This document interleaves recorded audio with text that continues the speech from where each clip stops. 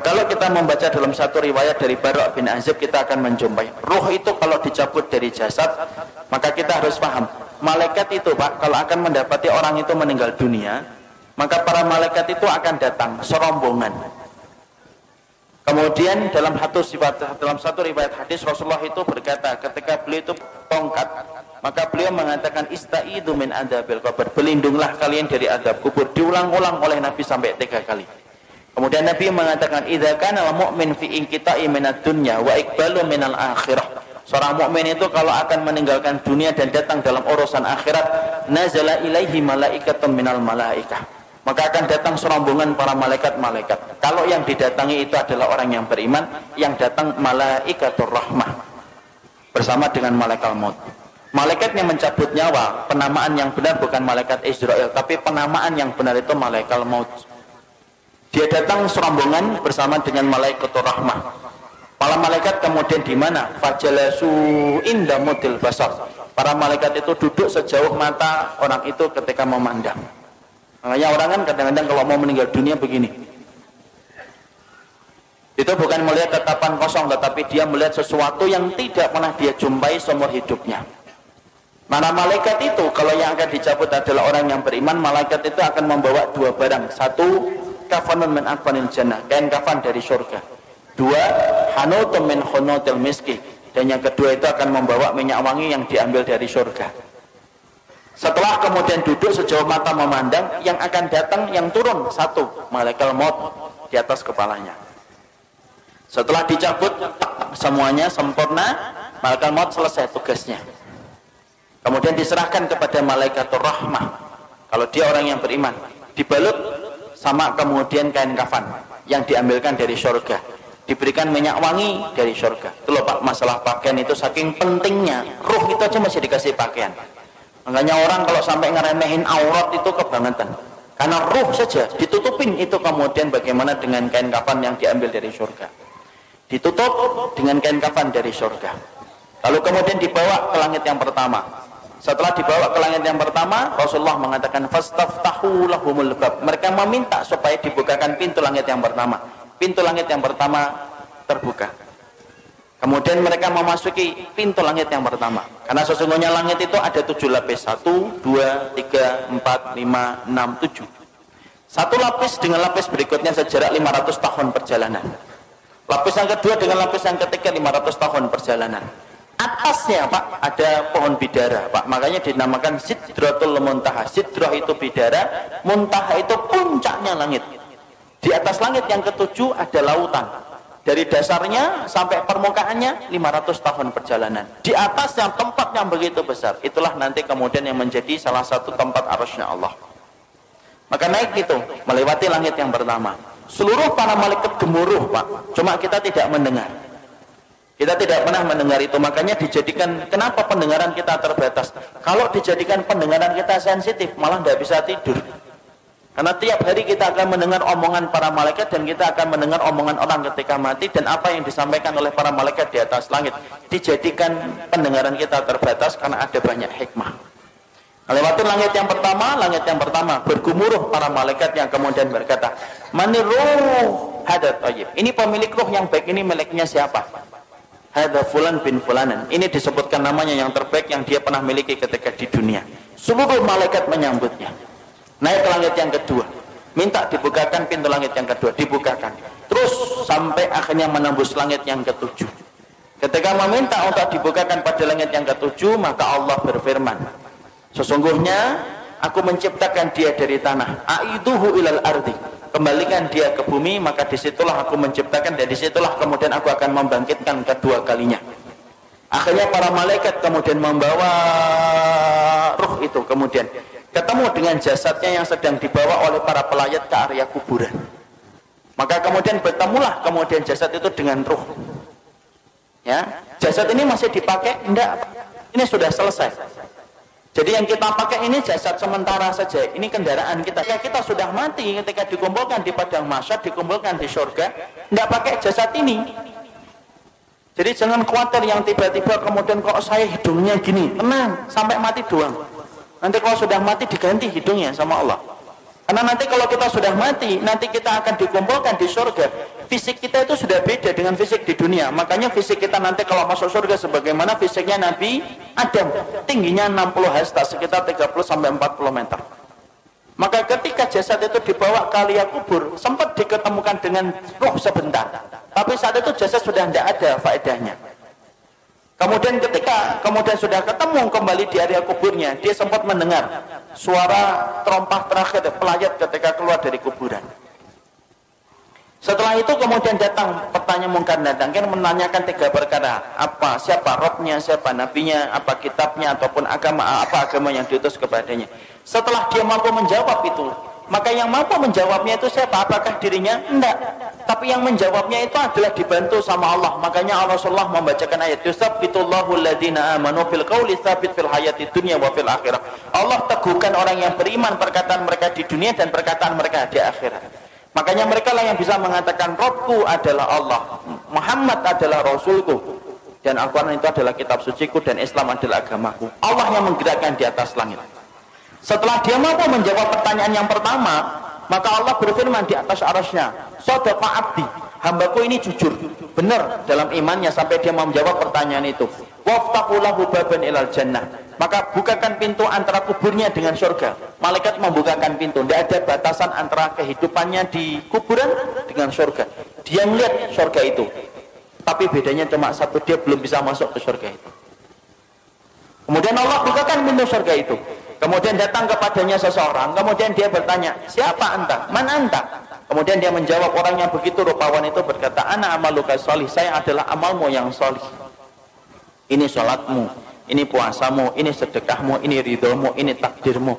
Maka ini adalah keikhlasanmu, ini infakmu. Maka saya akan menemani kamu sampai nanti hari kiamat. Saking senangnya, ruh itu kemudian berteriak, teriakannya apa? Ya Rabb, aqimis sa'ah hatta arji ila ahli. Ya Rabbku, tegakkanlah hari kiamat supaya aku ketemu cepat dengan keluargaku. Masya Allah. Jadi memori tentang keluarga itu tidak pernah hilang. Sampai orang ketika di kuburan pertama kali, tidak ada yang dia lupakan kecuali adalah masalah dia bersama keluarga. Nah, disitulah kita paham. Kemudian pertanyaan kita, ruh itu ditempatkan di mana, Ustaz? Ruh itu ditempatkan oleh Allah berdasarkan perkataan yang disampaikan oleh Imam Ibnu Qayyim itu macam-macam. Ada ruh yang ditempatkan di dalam kubur mendapatkan kenikmatan. Ada ruh yang ditempatkan yaitu di tempat-tempat yang berbeda. Ada ruh antara langit dan bumi. Ruhnya siapa? Orang yang punya hutang ketika dia tidak membayarkan hutang itu sampai dia meninggal dunia. Ada ruh yang kemudian ditempatkan di tanur. Tanur itu tempat kayak periuk, masuknya kecil, keluarnya besar. Dalamnya itu ke bawahnya besar. Untuk siapa tanur itu? Tempat bagi ruh mereka yang dulunya ketika di dunia berzina dan tidak bertobat sampai mati, dibakar oleh Allah selamanya sampai nanti hari kiamat itu datang. Dan mereka berusaha keluar tetapi tidak bisa keluar. Imam Ibnu Qayyim menjelaskan itu tempat bagi para pezina yang tidak bertobat sampai dia mati. Ada kemudian ruh yang ditempatkan di sungai darah. Setiap waktu kemudian dia melipir ke pinggir, kemudian dilempari batu, kemudian dia melipir lagi, dilempari batu. Siapa itu? Pemakan riba yang tidak meninggalkan ribanya. Disitulah kita mendapati ruh itu akan ditempatkan oleh Allah berdasarkan amal-amal yang mereka lakukan. Ada enggak ruh bergentayangan? Enggak ada bergentayangan. Kayak kurang kerjaan aja bergentayangan. Karena sesungguhnya ruh itu miliknya Allah dan Allah yang menggenggamnya. Nah ini ada rumah habis mati bunuh diri, malamnya kelihatan orangnya nangis-nangis, Ustaz, itu setan. Ruh itu tidak mungkin balik, Pak. Kenapa ruh tidak mungkin balik? Karena ruh itu tempatnya di alam barzah.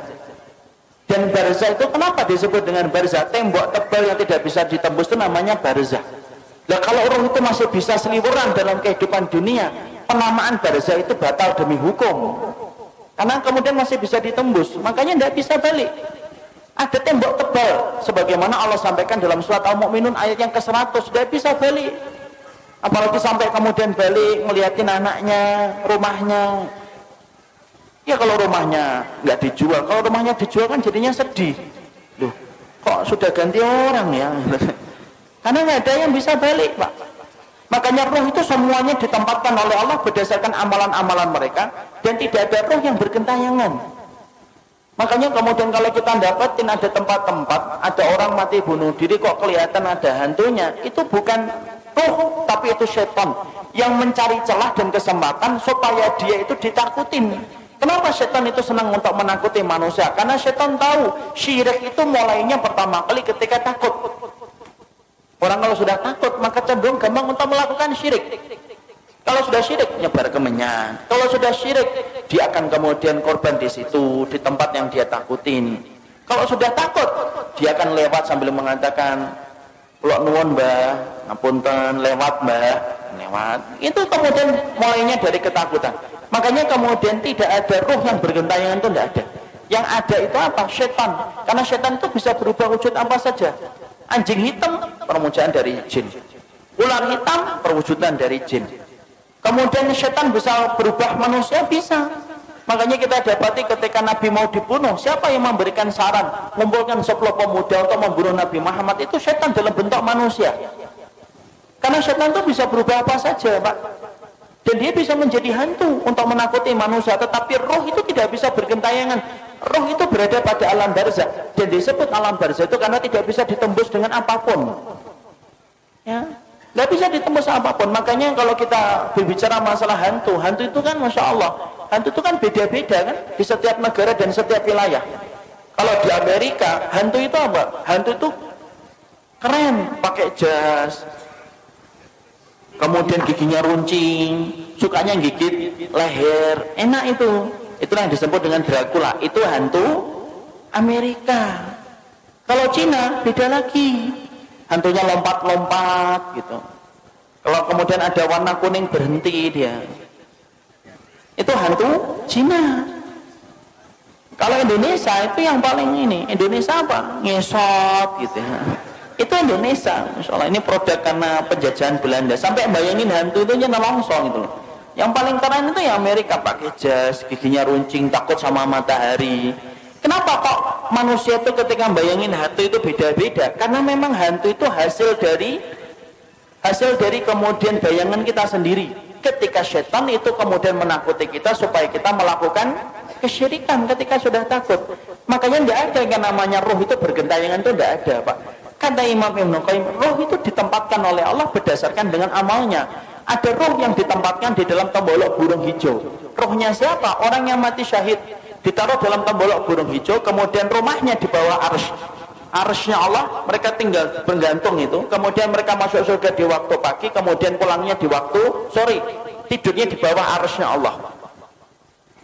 Ada orang solih ditempatkan di dalam tembolok burung tapi bukan hijau. Dia masuk surga tetapi kemudian dia tidak bisa menikmati sebagaimana para syuhada. Ada roh yang ditempatkan ila rafiqil a'la. Makanya Nabi ditanya, ya Rasulullah, oleh Aisyah, ya Rasulullah, apakah engkau akan meninggalkan kami? Kemudian Nabi menjawab, ila rafiqil a'la, menuju kepada tempat kumpulan teman-temanku yang solih. Itu menunjukkan apa? Roh itu ada tempatnya sendiri. Makanya kalau kita bertanya, apakah roh itu bisa ketemu dengan roh-roh orang lain? Imam Ibnu Katsir menjawab, iya, roh itu bisa bertemu, Pak, selama mereka sama-sama mendapatkan kenikmatan. Tapi bertemunya mereka tidak ada kaitannya dengan kehidupan di dunia. Makanya kemudian Imam Ibnu Katsir itu mengatakan, innal arwah muqassamatun ila ismain. Roh itu terbagi menjadi dua. Ada roh yang mendapatkan kenikmatan, ada roh yang mendapatkan azab. Roh yang mendapatkan kenikmatan, mereka kumpul. Sebagaimana Nabi mengatakan, ila rafiqil a'la. Beliau ingin ketemu dengan rohnya Nabi Musa, rohnya Nabi Ibrahim, rohnya Nabi Nuh, rohnya Nabi Adam. Itu yang dipilih oleh Nabi ketika beliau sebelum meninggalnya dan wafatnya. Beliau mengatakan apa? Ila rafiqil a'la. Makanya Nabi detik-detik ketika sebelum meninggal, beliau melihat ke langit, kemudian beliau mengatakan ila rafiqil a'la, tangan beliau jatuh, kemudian kepala beliau bergeser. Akhirnya beliau meninggal dunia. Berarti roh itu kumpul enggak dengan roh yang lainnya? Roh itu kumpul dengan yang lainnya selama mereka sama-sama beriman. Kecuali roh yang mendapatkan adab. Innal arwah mu'adzabah la tatakian. Sesungguhnya kalau roh yang mendapatkan adab, mereka tidak ketemu. Tapi roh yang kemudian mendapatkan kenikmatan, mereka saling ketemu. Mereka saling ketemu dan mereka saling bertanya. Makanya Imam Ibnu Katsir sampai berkata, roh itu kalau kemudian ada yang meninggal, kemudian roh ini orang yang beriman ketemu dengan saudara-saudara mereka yang sebelumnya sudah meninggal, mereka saling bertanya, gimana kabar keluargaku, Apa yang terjadi? Itu anakku sudah punya anak ataukah belum? Dia akan nanya kepada roh yang baru balik ketika sama-sama mendapatkan kenikmatan. Jadi contoh paling kasusnya Pak, ini saya kaji cukup panjang bersama dengan riwayat-riwayat yang saya peroleh dari Imam dalam riwayatnya Imam Qurtubi. Saya ini misalkan dalam rumah saya, ibu saya meninggal 4 tahun yang lalu. Ibu saya meninggal 4 tahun yang lalu. Kemudian ada itu keponakan beliau itu meninggal 2 bulan yang lalu. Ini kalau sama-sama beriman, sebagaimana keyakinan dari Ahlussunnah, Imam Qurtubi, Imam Ibnu Qayyim, itu ibu saya, insya Allah kalau beliau mendapatkan kenikmatan di alam kubur, akan ketemu dengan keponakannya, sepupunya. Dan ketika mereka ketemu, mereka saling bertanya, gimana kabarnya Fulan? Gimana kabarnya Fulan? Fulan gimana? Bagaimana desa di sana sekarang? Kenapa mereka bertanya tentang keadaan keluarganya dan keadaan kampungnya? Karena mereka sudah terputus kabarnya dari kehidupan di dunia. Makanya inilah yang menjadikan kita akhir mami. Ternyata roh itu, dia itu ada yang mendapatkan kenikmatan, dan di antara kenikmatan itu akan dipertemukan dengan roh-roh yang beriman.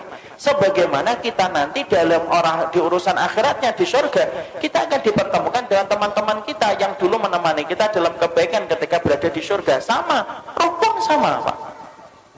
Jadi di sini kita paham tidak ada roh bergentayangan, tapi roh itu mereka akan mendapatkan tempat yang disebut dengan tempat barzah. Disebut tempat itu barzah karena tidak bisa ditembus dengan apapun, dan roh yang mendapatkan kenikmatan saling bertemu dengan roh-roh orang yang beriman yang juga mendapatkan kenikmatan. Jadi misalkan di sini di Tangmangu ini, kalau ada yang sudah meninggal gitu, kalau yang meninggalnya baik, ternyata di kuburan dia mendapatkan kenikmatan, ada saudaranya juga yang meninggal lebih dulu kemudian mendapatkan kenikmatan, itu saling ketemu. Itu saling ketemu deh. Dan itu mudah bagi Allah. Makanya Imam Ibnu Katsir itu menyampaikan, itu mudah bagi Allah, karena itu merupakan bagian dari kenikmatan yang Allah berikan sebelum mereka menunggu urusan akhirat ketika kiamat ditegakkan oleh Allah. Mungkin ada yang bertanya, Ustadz, kalau melihat ruh orang yang telah meninggal dunia sebelum kita, bapak kita muncul di dalam mimpi, ibu kita muncul dalam mimpi, itu benar atau tidak? Ada ikhwan pernah tanya sama saya, ibu saya sudah meninggal Ustaz. Terus saya mimpi. Apakah itu betul-betul ruh dari ibu saya ataukah tidak? Nah, saya akan mencoba jawab. Boleh saya jawab ini? Ya. Mari kita buka surat Az-Zumar 42. Pada ayat ini kita akan menjawab pertanyaan tentang masalah mimpi, berkaitan tentang mimpi Nabi ketika menceritakan takwil kepada Umar. Ada kaitannya sedikit. Sesungguhnya ketika Allah menyampaikan pada surat Az-Zumar 42, para ahli tafsir mengatakan, sesungguhnya ruh itu berada pada genggaman Allah dalam 2 kondisi. 1, ketika tidur. 2, ketika meninggal dunia. Jadi kalau orang meninggal dunia itu digenggam oleh Allah. Makanya tidak ada ruh bergentayangan, itu tidak ada. Ngapain kayak nggak punya kerjaan aja gentayangan. Jadi tidak ada.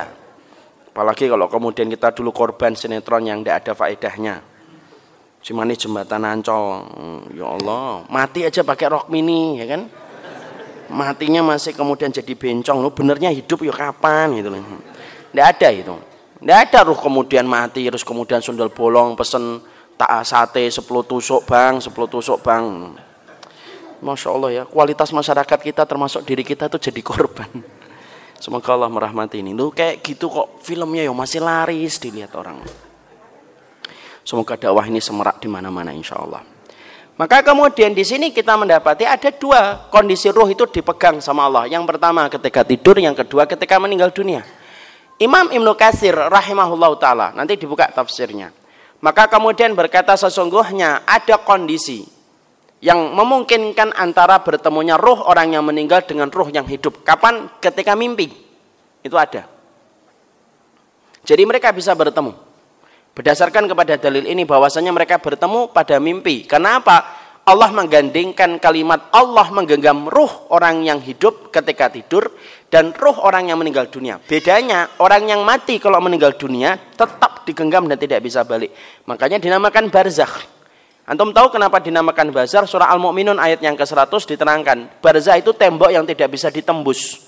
Itu namanya barzakh. Jadi tidak ada ruh itu kemudian balik ke rumah, tidak ada. Kenapa? Namanya barzakh, tidak bisa ditembus. Nah, ruh orang yang tidur dikembalikan ketika saatnya bangun. Antum dengar alarm, bangun. Kencing. tidur lagi. Nah, itu kemudian dibangunkan itu. Maka kemudian itu ruh. Nah, para ulama lalu menerangkan ketika dalam kondisi tidur, disitulah kemudian kemungkinan untuk bertemu antara ruh orang yang meninggal dunia dengan ruh yang meninggal dunia dengan ruh yang masih hidup. Tetapi itu hanya di dalam mimpi. Tidak ada ruh kemudian jalan-jalan, itu tidak ada. Saya diikuti ibu saya, mana ada diikutin. Apalagi sampai kemudian pernah saya lihat video itu. Ada orang mengatakan saya diikuti Rasulullah. Saya tuh bingung Pak dengar videonya. Saya nyetir ada Rasulullah di samping kiri saya. Saya tuh bingung dengar videonya. Sejak kapan Rasulullah itu ngikutin kita? Bukannya kita yang ngikutin Rasul, malah ini ngikutin Rasulullah, ngikutin kita. Ini gimana sih ini kayak gini nih? Tidak boleh kemudian kalau bicara di dalam agama kayak gitu. Maaf, ini saya harus luruskan. Ada orang ngaku Rasulullah ngikutin saya kemana-mana. Itu ketika saya dengar itu bingung kepala saya itu. Karena tidak mungkin lah Rasulullah itu ngikutin kita, itu tidak mungkin. Kita yang ngikutin Rasul, bukan kemudian Rasulullah ngikutin kita. Dan orang yang paling berhak untuk kemudian diikuti Nabi itu ya harusnya Abu Bakar, orang teman dan sahabatnya. Ya atau tidak Pak? Jangan bicara sesuatu yang sifatnya nanti akan menumbuhkan fanatisme buta kepada seseorang itu. Dan itu tidak benar. Sekarang mari kita kembali. Bagaimana kondisinya kalau ruh itu bertemu dalam mimpi? Kalau kita bermimpi, ketemu dengan ruh orang yang telah meninggal dunia, maka pada hakikatnya itu adalah benar. Itu adalah benar. Makanya kemudian dikuatkan ini dalam satu riwayat yang sahih, bahwasanya pada satu peristiwa ketika habis pada zaman Abu Bakar radhiyallahu anhu, ada perang Yamamah. Ada perang Yamamah. Ada salah satu sahabat yang bernama Thabit bin Qais. Ikut perang Yamamah. Tahu perang Yamamah? Perang antara para sahabat dan VS menghadapi Nabi palsu Musailamah al-Kadzdzab di sebuah tempat yang bernama Yamamah. Ada seorang sahabat itu, Thabit bin Qais itu mengikuti peperangan itu dan beliau gugur. Karena perang Yamamah itu perang yang cukup menguras tenaga dan banyak sekali mengalirkan darah para sahabat dan para qurra' yang menghafalkan Quran. Termasuk yang gugur itu Thabit bin Qais. Thabit bin Qais itu meninggal dunia. Maka setelah beberapa hari Thabit bin Qais itu meninggal dunia, dikuburkan, maka kemudian ada seorang sahabat itu didatangi oleh Thabit bin Qais dalam mimpi. Lalu Thabit bin Qais itu berkata kepada sahabat itu, aku ini ketika kemarin ikut dalam jihad Yamamah, aku memakai baju besi yang bagus, harganya mahal. Dan ketika aku meninggal, maka kemudian ada yang mengambil baju besiku, mencurinya, lalu kemudian membawanya ke rumah dan ditaruh di depan pintu rumahnya, lalu ditaruh ditutupi dengan pelana kudanya. Rumahnya begini, sifatnya begini. Dan tolong jangan kamu anggap ini adalah mimpi biasa. Kemudian Thabit melanjutkan, saya juga kemudian mendapatkan ada orang yang hutang kepada saya, Fulan bin Fulan, Fulan bin Fulan. Dia hutang sama saya. Maka kemudian kamu nanti sampaikan kepada Abu Bakar supaya orang itu membayar hutangnya kepada saya, supaya kemudian bisa membayarkan utang saya, karena saya punya utang sama Fulan dan Fulan yang lainnya. Lalu kemudian sahabat itu bangun. Ketika sahabat itu bangun, dia sempat ragu, ini mimpi kok kelihatannya benar. Tapi dia menyampaikan kepada Khalid, Thabit bin Qais datang dalam mimpiku, lalu kemudian mengatakan begini dan begitu. Khalid bin Walid radhiyallahu anhu berkata, bagaimana sifat rumah yang diceritakan di dalam mimpi ini? Sifat rumahnya begini dan begini dan begini dan begini. Sama Khalid langsung beliau cari rumah itu, ketemu Pak rumahnya. Apalagi yang diceritakan, ada pelana kuda di depan rumahnya, ada pelana kudanya. Dibuka dan ternyata betul ada baju besi di situ. Diambil, dikembalikan kepada Baitul Muslimin. Kemudian sahabat tadi akhirnya mantap mendatangi Abu Bakar dan berkata, Thabit bin Qais menemuiku di dalam mimpiku. Apa yang dikatakan Thabit? Kata Abu Bakar, dia katanya pernah meminjamkan uang kepada Fulan dan Fulan dan belum dibayarkan, padahal dia punya utang sama yang lainnya. Kemudian sama Abu Bakar disuruh kurirnya untuk menemui orang yang disebutkan oleh Thabit di dalam mimpi sahabat tadi. Ketemu orangnya, ditanya, kamu punya utang sama Thabit bin Qais? Iya. Bayar utangnya, dia telah meninggal dunia. Dibayar utangnya. Kemudian setelah itu Abu Bakar dibayarkan kepada orang yang pernah dihutangi oleh Thabit bin Qais. Pernah kamu Thabit bin Qais utang sama kamu? Iya. Berapa? Segini, segini. Dibayarkan. Sampai kemudian para ahli tafsir berkata, itulah wasiat orang yang meninggal dunia yang pertama kali dipenuhi sama orang yang hidup. Paham di sini, ikhwan? Ini hadisnya sahih. Hadisnya sahih. Berarti ini menjelaskan kepada kita bahwasanya kalau antum tiba-tiba ditinggalkan ibu antum beberapa tahun, tiba-tiba ngeliat ibu antum pakai daster, diam, nah itu benar.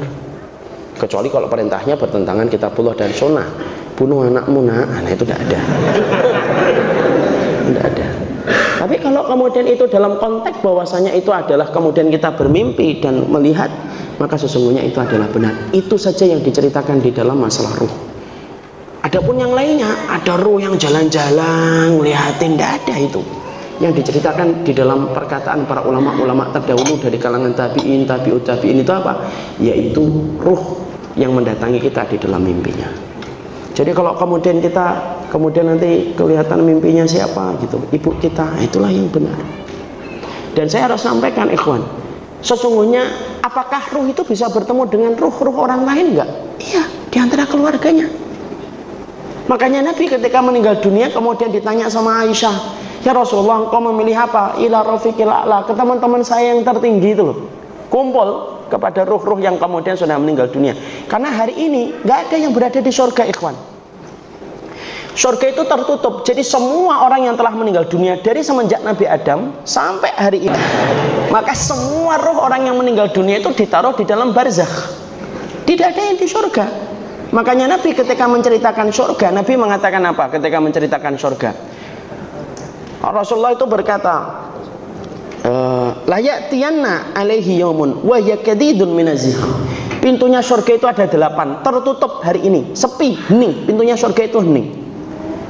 Wa la ya'tiyanna alaiha yaumun wa yakadidun minaziham. Akan datang satu hari pintunya surga itu rame, betul, karena orang itu nanti berbondong-bondong masuk surga. Karena orang itu kalau masuk surga itu nggak ada yang sendirian. Rombongan ahlus sholah sama ahlus sholah, ahlul ilmu sama ahlul ilmu, ahlul jihad sama ahlul jihad, para nabi sama para nabi. Nggak ada yang masuk surga sendirian gitu, melipin mak cempling gitu, terus ke nggak ada.